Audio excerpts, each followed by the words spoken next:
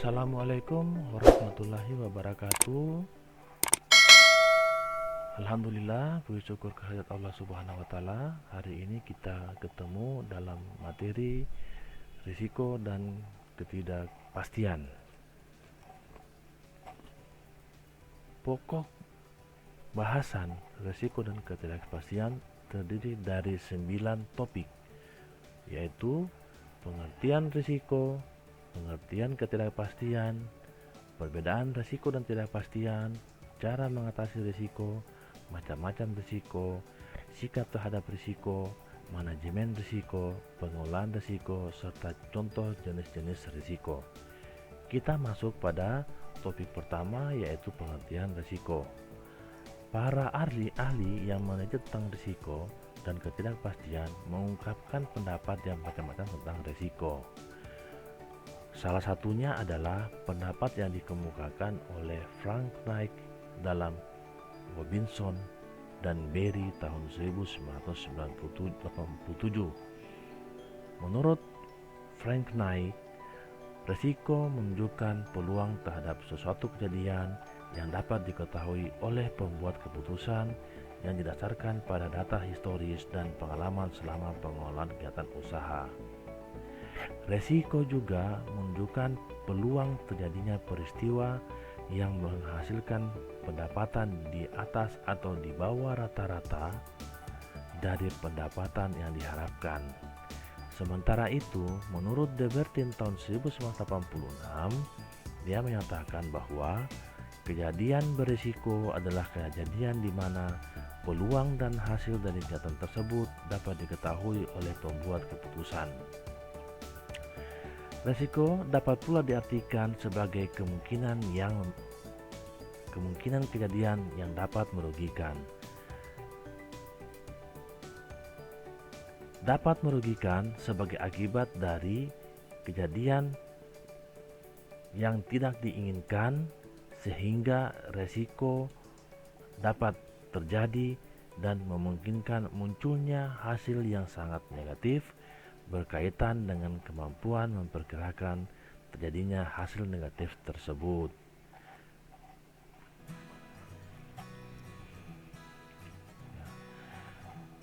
Sedangkan menurut Lokobal et al. Tahun 2014, dia mendefinisikan risiko sebagai suatu yang mengarah pada ketidakpastian atas terjadinya suatu peristiwa yang menyebabkan suatu kerugian, baik itu kerugian yang kecil yang tidak begitu berarti maupun kerugian yang besar yang berpengaruh terhadap kelangsungan hidup dari suatu usaha. Para ahli lain juga yang meneliti tentang risiko juga memberikan definisi tentang risiko dan ketidakpastian. Salah satunya menurut Kontur tahun 2004 yang menjelaskan bahwa setiap kegiatan usaha yang dijalankan tidak terlepas dari risiko dan ketidakpastian. Lebih lanjut, menurut Kontur tahun 2004, dia menyatakan bahwa risiko didefinisikan sebagai suatu kejadian yang berhubungan dengan keadaan yang tidak pasti, di mana kejadian tersebut memiliki kemungkinan untuk tidak terjadi atau mungkin terjadi. Dalam situasi tersebut, maka muncullah istilah ketidakpastian. Ketidakpastian tersebut terdapat lebih dari satu kemungkinan dari suatu keputusan yang merugikan ataupun yang menguntungkan. Sehingga apabila kita melihat pengertian ketidakpastian itu memiliki hubungan dengan risiko. Ketidakpastian adalah keadaan walaupun hanya sebagian dari ketidakcukupan informasi. Apabila ketidakpastian yang dihadapi berdampak menguntungkan dari suatu keputusan atau merugikan Apabila ketidakpastian tersebut berdampak menguntungkan, maka disebut sebagai kesempatan atau opportunity. Sedangkan yang berdampak merugikan disebut dengan risiko. Sehingga risiko adalah bentuk dari ketidakpastian tentang suatu keadaan yang terjadi nantinya di masa yang akan datang. Dengan keputusan yang diambil berdasarkan berbagai pertimbangan, maka potensi besar kerugian yang disebabkan oleh kejadian yang tidak dikehendaki adalah ukuran risiko yang dihadapi oleh setiap individu.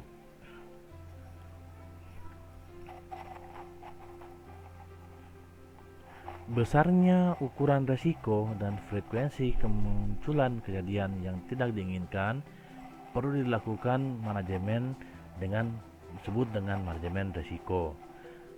Manajemen risiko biasanya dilaksanakan oleh sebuah tim yang disebut dengan komite manajemen risiko. Kejadian yang tidak dilakukan dengan adanya manajemen risiko akan terukur seberapa besar risiko dan apa yang perlu dilakukan untuk mengelola risiko tersebut. Sehingga dari berbagai pendapat tersebut kita juga bisa mendefinisikan ketidakpastian adalah rentang nilai yang menyatakan perkiraan nilai benar dari hasil penelitian atau pengujian yang memiliki kesahihan yang tinggi. Nilai ketidakpastian juga menyatakan suatu hasil pengukuran atau pengujian. Semakin kecil nilai ketidakpastian, maka semakin baik hasil penelitian.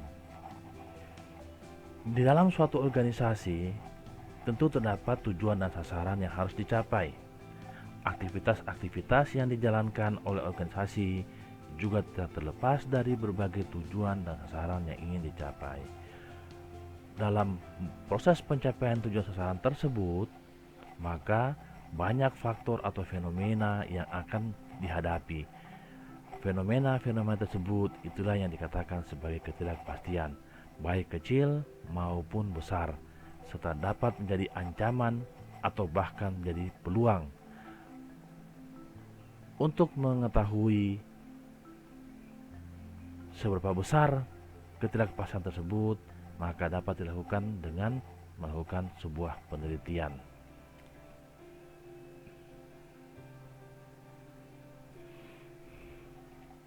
Ya. Resiko dihubungkan dengan kemungkinan yang terjadi akibat buruk yang tidak diinginkan atau tak terduga. Dengan kata lain, kemungkinan sudah menunjukkan ketidakpastian yang menyebabkan tumbuhnya resiko. Darmawi tahun 2005. Resiko berkaitan erat dengan kondisi ketidakpastian resiko.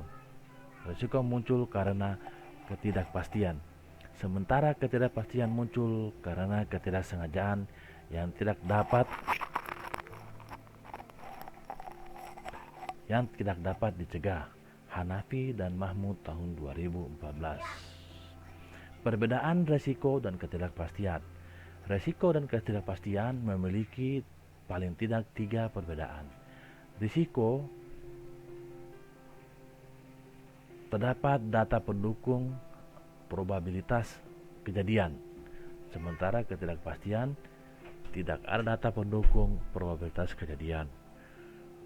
Risiko memiliki subjek dan objek yang jelas, sedangkan ketidakpastian subjek dan objeknya tidak jelas. Risiko memiliki pengalaman atau berasal dari pengalaman, sementara ketidakpastian tidak memiliki pengalaman atau bukan berasal dari pengalaman, sehingga tidak dapat belajar dari pengalaman yang ada. Cara mengatasi risiko.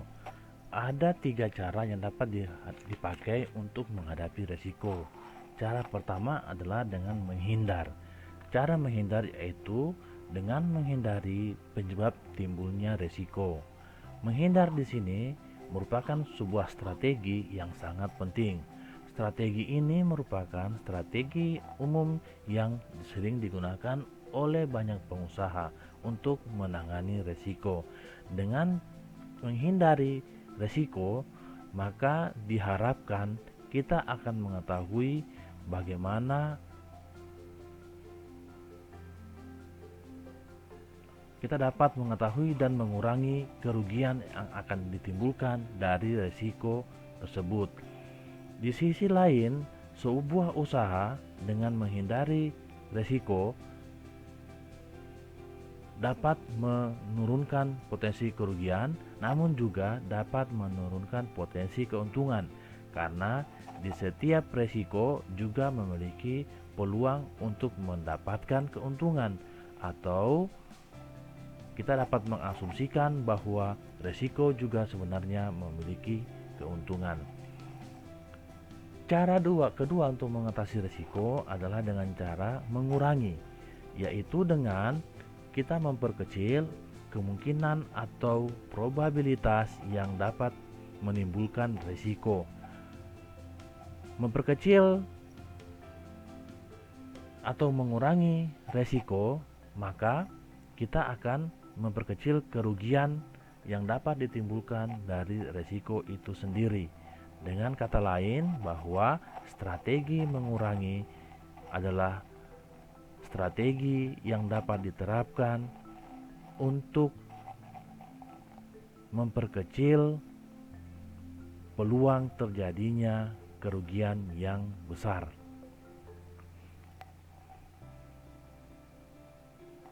Strategi ini dapat dilakukan secara langsung, yaitu dengan cara mengurangi kemungkinan atau dengan cara mengurangi dampak dari risiko yang akan timbul apabila itu benar-benar terjadi.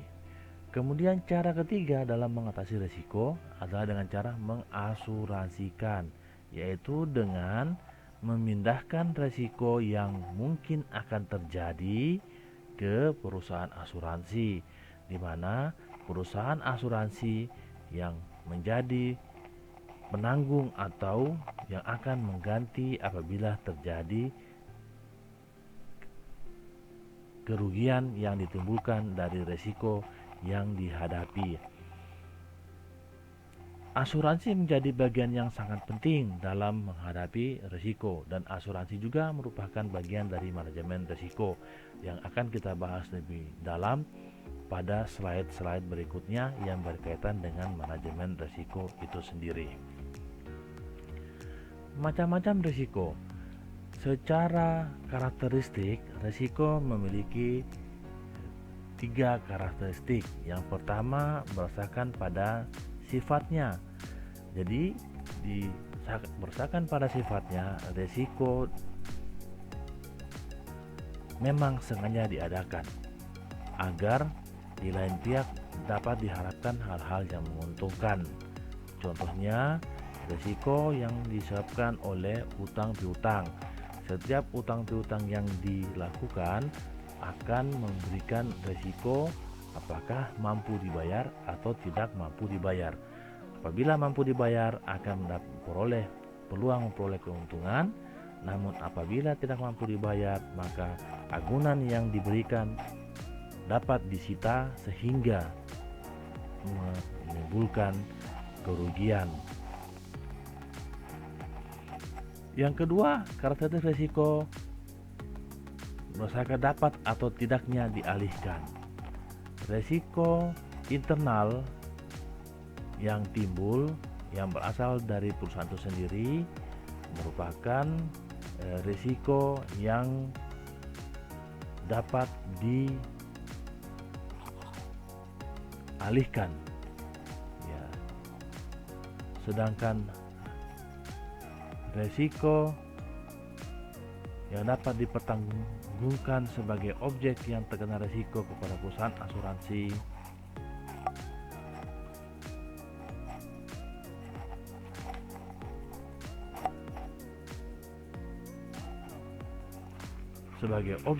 kepada perusahaan asuransi dengan membayar sejumlah premi. Dengan demikian, kerugian tersebut menjadi tanggungan atau beban dari perusahaan asuransi. Jadi, risiko dapat atau tidak tidaknya dialihkan tergantung dari jenis risiko itu sendiri. Risiko yang tidak dapat dialihkan yaitu semua risiko yang termasuk dalam risiko spekulatif yang tidak dapat ditanggungjawabkan pada perusahaan asuransi. Yang ketiga, risiko berdasarkan pada asal timbulnya. Ya, risiko internal, jadi risiko yang muncul dari dalam perusahaan, dan risiko eksternal yaitu risiko yang muncul dari luar perusahaan.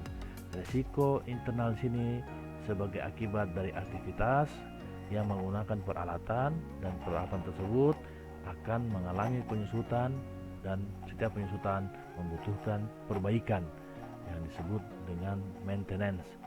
Kegiatan maintenance tersebut memunculkan biaya sehingga risikonya harus ditanggung oleh sebuah perusahaan. Selain kerusakan peralatan, juga risiko terjadinya kecelakaan kerja, di mana kecelakaan kerja akan diberikan santunan kepada pekerja yang mengalami kecelakaan. Risiko eksternal juga timbul sebagai akibat dari aktivitas perusahaan yang berasal dari luar perusahaan itu sendiri atau dari lingkungan perusahaan, seperti halnya terjadinya pencurian terhadap peralatan, adanya naik turun harga, serta kondisi politik yang bisa mempengaruhi jalannya perusahaan. Menurut Trisman, Gustafson, dan Hoyt tahun 2001, dia juga mengungkapkan beberapa macam risiko, di antaranya risiko yang bersifat statis dan risiko yang bersifat dinamis.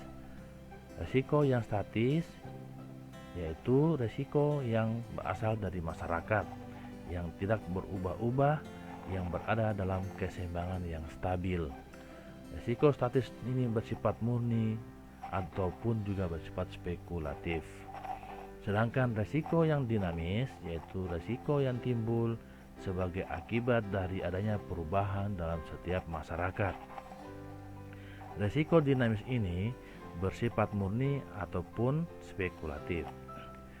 Risiko objektif yaitu risiko yang berasal dari kemungkinan penyimpangan aktual dari yang diharapkan.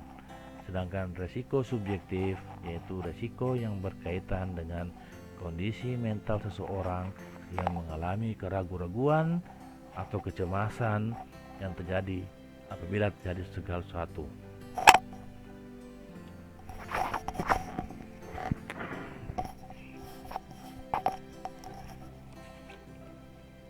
Sikap terhadap risiko. Setiap pelaku usaha memiliki beberapa sikap-sikap terhadap risiko. Ya, sikap terhadap risiko ini telah kita bahas tadi di depan. Ada dengan cara menghindari atau menghindar dari risiko. Sikap ini dilakukan oleh sebuah usaha atau seseorang dengan menghitung mana yang lebih besar antara risiko dan harapan keuntungan. Bila risiko lebih besar daripada keuntungan, maka lebih baik kita menghindari risiko. Kemudian sikap yang kedua adalah netral terhadap risiko. Apabila kondisi menghadapi risiko itu peluangnya sama dengan menghindar dari risiko, ya, atau dengan kata lain peluang dan harapannya sama, maka akan diperoleh risiko yang netral. Sedangkan senang bermain dengan risiko yaitu apabila suatu perusahaan atau individu yang bersedia mengambil risiko, ya, sehingga cenderung menganggap risiko sebagai sesuatu hal yang tidak perlu dikhawatirkan. Manajemen risiko merupakan proses mengelola risiko yang mencakup identifikasi, evaluasi, pengendalian risiko yang dapat mengancam kelangsungan usaha atau aktivitas perusahaan. Manajemen risiko ini digunakan oleh orang-orang yang senang bermain dengan risiko, ya, sehingga risiko dianggap sebagai suatu hal yang tidak dikhawatirkan karena risiko telah dikelola dan hasil pengelolaan risiko tersebut akan diminimalisir. Fokus manajemen risiko ini adalah mengenal pasti risiko dan mengambil tindakan yang tepat terhadap risiko, yang tujuannya adalah secara terus-menerus menciptakan atau menambah nilai maksimum kepada semua kegiatan organisasi.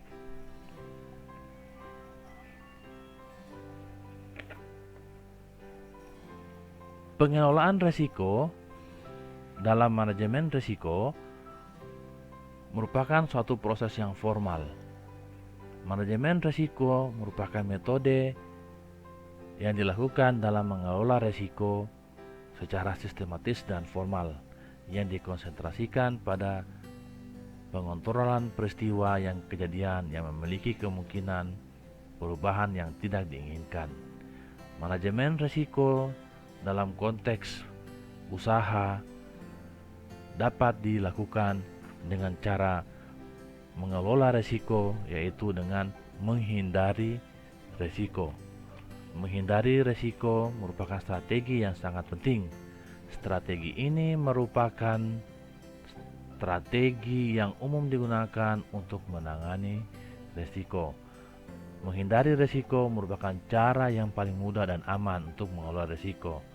Adalah menghindar. Cara semacam ini barangkali tidak optimal, namun jika dilakukan dapat minimalisir kemungkinan kerugian akibat risiko yang telah ditafsirkan. Dalam manajemen risiko juga pengelolaan risiko dengan cara mencegah.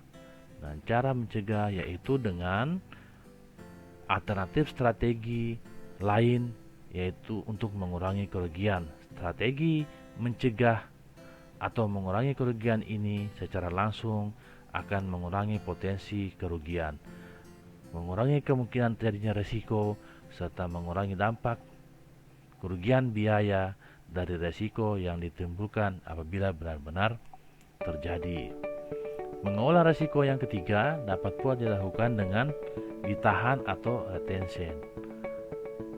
Dalam beberapa situasi akan lebih baik jika kita menghadapi risiko sendiri tersebut, yaitu dengan menahan risiko tersebut atau risk retention, yaitu dengan seseorang akan keluar, contohnya seseorang akan keluar rumah membeli sesuatu dengan menggunakan kendaraan tersebut tidak diasuransikan. Orang-orang tersebut merasa asuransi tersebut repot, mahal, sementara dia akan mengendarai kendaraan yang dapat dilakukan secara hati-hati. Dalam contoh tersebut, orang tersebut memutuskan untuk menanggung sendiri atau menahan atau retention risiko apabila terjadi kecelakaan karena dia tidak mau mengasuransikan kendaraan yang digunakannya. Yang keempat yaitu dengan cara diversifikasi, yaitu menyebar eksposur yang kita miliki sehingga tidak terkonsentrasi pada satu atau dua eksposur saja. Contohnya yaitu jika kita memegang aset tidak hanya satu, tapi ada beberapa aset yang dimiliki si A dan aset yang dimiliki si B dan aset yang dimiliki oleh si C. Jika terjadi kerugian pada satu aset, kerugian tersebut dihadapi bisa dikompensasi oleh keuntungan dari aset yang lain. Jadi, diversifikasi dilakukan dengan memperbanyak aset sehingga apabila satu aset mengalami kerugian, masih ada 2-3 aset lain yang dapat menutupi kerugian aset yang mengalami kerugian. Pengelolaan risiko yang keempat yaitu dengan transfer risiko. Transfer risiko yaitu dengan menanggung risiko tersebut. Kita bisa mentransfer risiko tersebut kepada pihak yang lain dengan tadi yaitu dengan mengasuransikan. Sebagai contoh, kita membeli asuransi kecelakaan. Apabila kita mengalami kecelakaan, maka pihak asuransilah yang akan menanggung biaya dan kecelakaan tersebut. Yang Yang keenam yaitu mengendalikan resiko, yaitu dengan mencegah atau menurunkan kemungkinan terjadinya resiko atau kejadian yang tidak ingin kita hadapi, yaitu dengan cara kita mencegah terjadinya resiko yang besar ya, dengan menyiapkan peralatan-peralatan untuk meminimalisir resiko apabila terjadi. Dan yang terakhir adalah pendanaan resiko. Pendanaan resiko itu berarti bagaimana caranya kita mendanai kerugian yang terjadi maka suatu resiko yang muncul, yaitu contohnya apabila terjadi kebakaran, bagaimana menanggung kerugian akibat kebakaran, apakah dengan asuransi ataukah dengan menggunakan dana cadangan atau dengan menggunakan cara-cara lain untuk mendanai risiko. Contoh risiko yang terjadi di perusahaan. Contohnya adalah perusahaan korporat.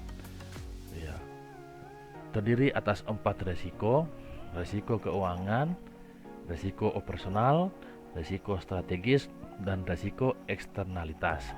Risiko keuangan dibagi atas 4: risiko terhadap pasar, risiko likuiditas, risiko kredit, dan risiko permodalan. Risiko pasar juga dibagi atas 4 bagian, yaitu risiko apabila terjadi peningkatan tingkat bunga, atau terjadi risiko penurunan nilai tukar, atau risiko terhadap komoditas yang mengalami kerusakan, atau risiko ekuitas. Risiko terhadap operasional yaitu risiko terhadap sumber daya manusia, risiko terhadap produktivitas, risiko terhadap teknologi, risiko terhadap inovasi, risiko terhadap sistem, dan risiko terhadap proses. Risiko strategis juga yaitu risiko bisnis, risiko leverage operasional, dan risiko transaksi strategis. Risiko eksternalitas yaitu risiko masalah lingkungan, risiko reputasi, dan risiko hukum. Contoh risiko pada usaha tani cabai menurut hasil penelitian Usaha tahun 2001, yaitu pada pemasaran cabai itu memiliki risiko yaitu apabila mengandung kadar air dan diserang hama pada saat akan dipanen disebut sebagai risiko panen. Kemudian pada saat akan dipasarkan biji cabai mengalami kerusakan, ya ini disebut dengan risiko penyimpanan. Dan risiko cabai rusak atau membusuk pada saat dikemas disebut dengan risiko pengemasan. Itulah dua contoh risiko di perusahaan dan risiko pada usaha tani cabai. Masih banyak lagi contoh-contoh lain yang dapat digunakan untuk melihat risiko yang akan timbul pada usaha tani. Contoh risiko pada usaha tani cabai lainnya yaitu risiko ketidakpastian harga pada saat akan dijual atau disebut dengan risiko penjualan cabai ke pedagang pengumpul. Risiko apabila terjadi penundaan pembayaran, ya ini disebut dengan risiko penjualan ke pedagang pengecer. Kemudian sumber risiko lain adalah pada pemasaran cabai adalah apabila cuaca atau iklim dan sumber daya manusia. Ya, cuaca dan iklim apabila terjadi hujan maka cabai mengalami masih basah dan dapat mengalami pembusukan. Dan sumber daya manusia yaitu apabila sumber daya manusia tidak memadai maka pemasaran cabai itu tidak dapat dilakukan secara maksimal dan baik. Mungkin itu yang dapat kita lihat dari risiko dan ketidakpastian. Mudah-mudahan dari materi risiko dan ketidakpastian ini kita dapat mengambil manfaat.